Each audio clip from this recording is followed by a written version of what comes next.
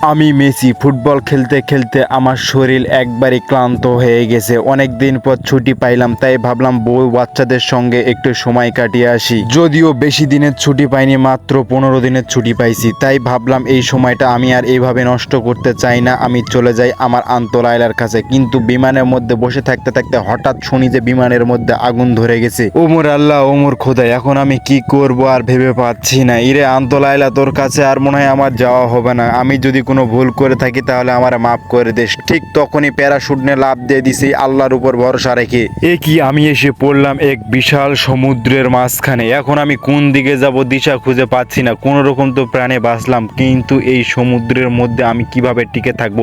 এখানে বিভিন্ন রকমের শার্ক আছে, বিভিন্ন রকমের বড় বড় মাছ আছে, যে কোনো টাইমে আমাকে খেয়ে ফেলতে পারে। যাক, সেটা বড় কথা নয়। বড় কথা হচ্ছে আজকে আমার নসিবটা খুব ভালো ছিল, এই জন্য সমুদ্রের তীরে এসে পৌঁছালাম। আমি এখন সমুদ্রের তীরে আসছি, কিন্তু এর আশেপাশে 100 কিলোমিটারের মধ্যে কোনো জনবসতি নাই। প্রায় 20-30 কিলোমিটার হাঁটলাম, কিন্তু কোনো মানুষের ছায়া খুঁজে পেলাম না। এই বুঝি আমার সেটা ভেঙে গেল। এখন আমি কি করব? এখানে কিভাবে টিকে থাকবো? চোদনাথ পড়ে গেলাম মাননীয় স্পিকার। তাই এখন আমাকে ঘর তৈরি করতে হবে। ঘর তৈরি করার জন্য আমার গাছের ডাল লাগবে এবং আমাকে যেন সবাই খুঁজে পায় সেজন্য সিগন্যালও পাঠাতে হবে। সে কারণে অনেকগুলো ডাল নিয়ে আমি সমুদ্রের পাড়ে চলে যাচ্ছি, যাতে কোনো বিমান কিংবা হেলিকপ্টার উপর দিয়ে উড়ে গেলে আমাকে দেখতে পায় এবং আমাকে নিরাপদে তার বাসাতে নিয়ে যায়। আন্তলাইলার সঙ্গে দেখা হবে কিনা সেটা আমি ভাবতেছি। যাক, যদি থাকে নসিবে তাহলে অবশ্যই দেখা হবে। জঙ্গল থেকে অনেকগুলো ডাল কেটে নিয়ে চলে আসলাম সমুদ্রের পাড়ে। এসে একটি সেট করে ঘর তৈরি করে ফেললাম, কারণ যাতে আমাকে সহজেই কেউ দেখতে পায় এবং সমুদ্রের পাড়ে যাতে সুন্দরভাবে কয়েকটা দিন থেকে যেতে পারি। এখানে বিপদে যখন পড়েই গেছি, সেই বিপদটাকে ভালোভাবে উপভোগ করে কয়েকদিন থাকবো, জীবনযাপন করব, নতুন একটি অভিজ্ঞতা নিব। তাই সুন্দরভাবে বাড়িটা তৈরি করে ফেললাম, যাতে কয়েকদিন ভালোভাবে এই জায়গায় থাকতে পারি। বাড়ি তো তৈরি করছি, এখন আমার খাওয়ার ব্যবস্থা করতে হবে। এখানে অনেকক্ষণ হয়েছে আমি আসছি, প্রায় সন্ধ্যা লেগে আসছে, তাই আমার খাবারের ব্যবস্থা করা লাগবে।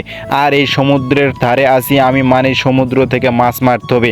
তাই আমি আর দেরি না করে আমি সমুদ্রের মাঝে নামে গেলাম, কারণ অনেক ক্ষুধা পাইছে আমার। এই কি মাননীয় স্পিকার, আমি তো পুরো চোদনায় পড়ে গেলাম। এতক্ষণ ধরে খোঁজাখুঁজি করতেছি, কিন্তু কোনো মাছ পাচ্ছি না। এটা কোনো কথা বলো? অনেক খোঁজাখুঁজি করার পর অবশেষে 2টা মাছ পাইছি। এটাই আমার কোনো রকম আজকের খাওয়া হবে। তো আর দেরি না করে আমি আগুনের মধ্যে সুন্দর করে মাছগুলোকে বারবিকিউ করতে থাকলাম। একবারে সেই রকম একটি সেন্ট হচ্ছে মাছগুলো থেকে।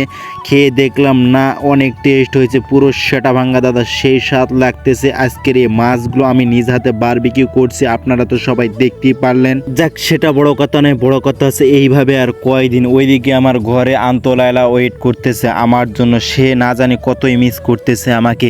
আর এইভাবে অন্যের আশায় থাকলে আমি এভাবে টিকে থাকতে পারবো না। তাই কালকে সকালে আমাকে নৌকা তৈরি করতে হবে। তাই অনেক সকালে উঠে আমি নৌকা তৈরির কাজে লেগে পড়লাম। অনেক কষ্ট করে গাছের ডাল দিয়ে সুন্দর করে নৌকা তৈরি করতেছি, কারণ এই নৌকা দিয়ে আমার পুরো সমুদ্র পার করতে হবে। আর যদি সেই নৌকাটা সমুদ্রের মাঝপথে যে ডুবে যায়, তাহলে তো পুরো ইতিহাস তৈরি হয়ে যাবে। যাক, আজকে দেখা যাক ইতিহাস তৈরি হয় নাকি আমি ইতিহাস তৈরি করি। তো নৌকার মধ্যে চড়ে বসলাম আর সমুদ্রের উপর ভাসতে লাগলাম। দেখতেছি না সুন্দরভাবে আমার নৌকাটা সার্ভাইভ করতেছে। ইরে আন্তলাইলা, আমি খুব তাড়াতাড়ি আসতেছি তোমার কাছে। তুমি আমার জন্য আর একটু অপেক্ষা করো।